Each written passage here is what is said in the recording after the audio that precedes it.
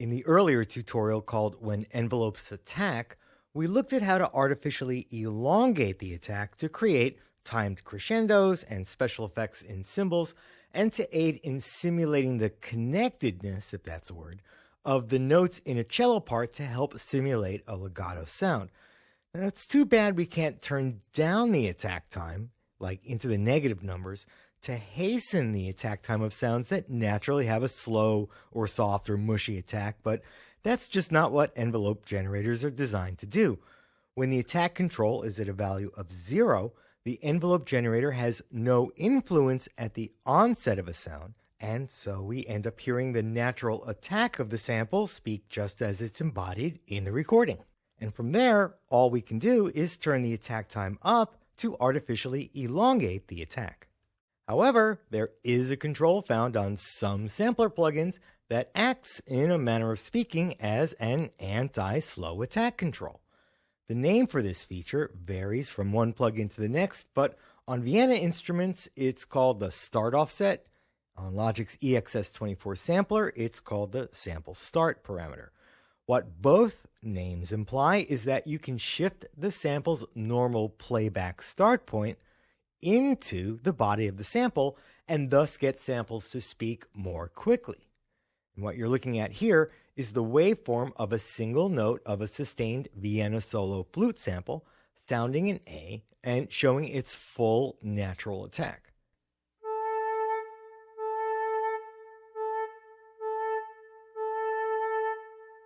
As you can hear, the attack is a little bit slow, definitely not staccato. Okay, so now I'm going to play it repeatedly, which is probably going to be annoying, but I promise this will hurt me more than it will hurt you. And as it plays down, listen to the attack character as I move the sample's playback start point further into the body of the sample and then back again.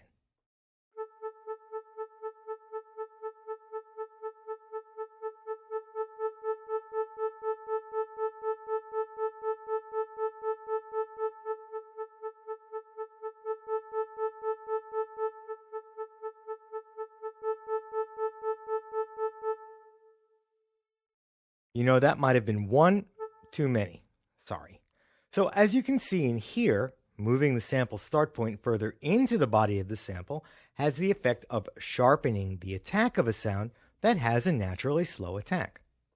Here's another demonstration of this function where I've got a flute passage where you'll hear that the attack is too slow to articulate the notes clearly, and it makes the player sound like he or she is behind the beat for most of the part.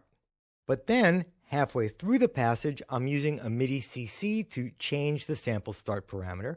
And, well, listen to what happens.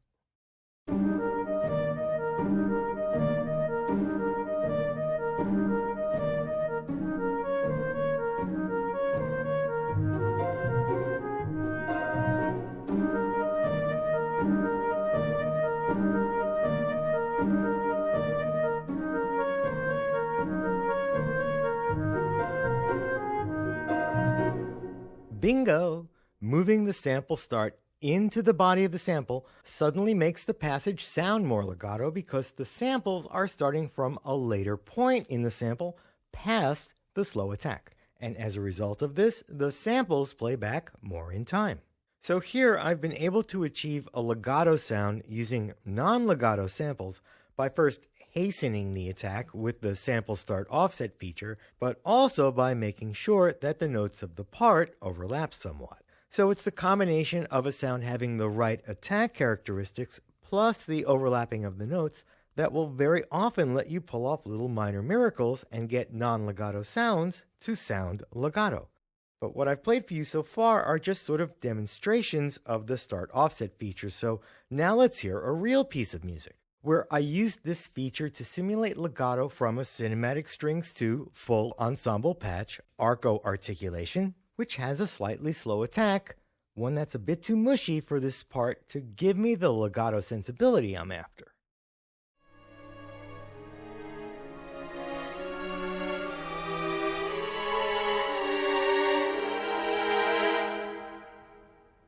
Did you hear how each chord kind of had a push to it?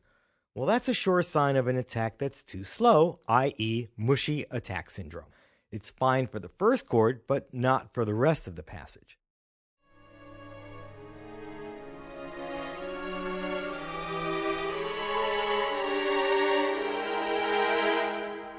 Now, here's a little secret I discovered.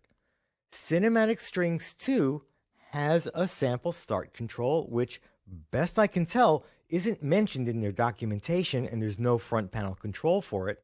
But if you send CS2 Instruments CC24, you can adjust the start time of the sample playback for the arco articulations. Voila! So now I'm going to play back the passage as you heard it previously with the mushy attacks, and then I'm going to unmute this region here, which contains CC24 messages, to alter the sample start, and you'll hear how the passage becomes quite nicely legato.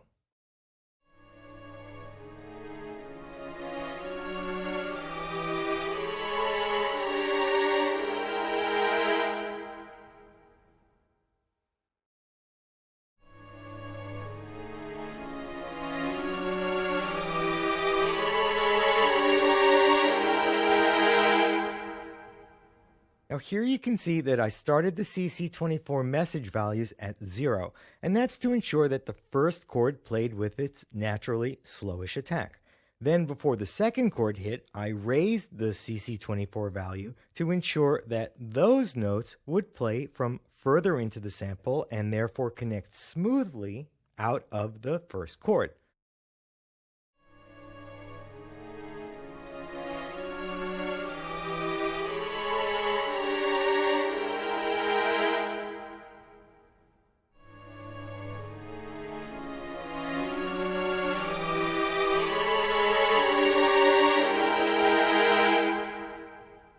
Now, how did I know what values to pick? I didn't. It took a lot of trial and error to find the right values, but ultimately I was able to kind of bend these samples to my will and get the result I was after. Now, as with other examples of legato passages I've shown in the course, here you can see that the notes of the main string part overlap one another, and that's to help ensure a smooth legato transition from one note to the next. And just to wrap things up with the sample start offset function, I wanted to mention a few fine points about using the feature.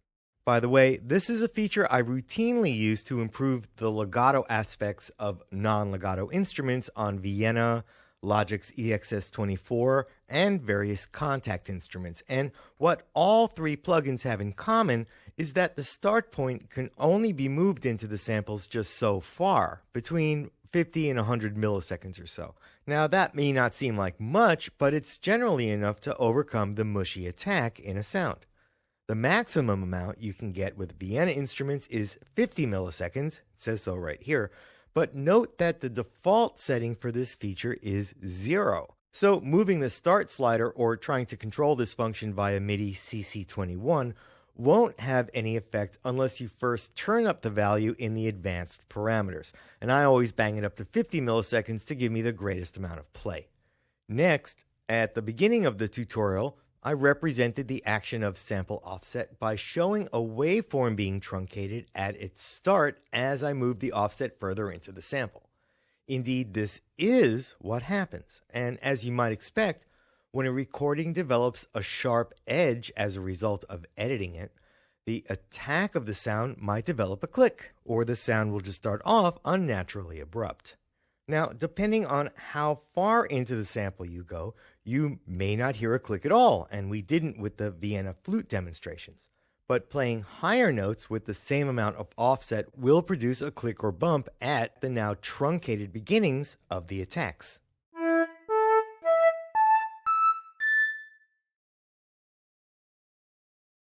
And the reason this occurs is because the attack time of higher pitched notes is generally faster than lower pitched notes, and that's generally true for all instruments, by the way.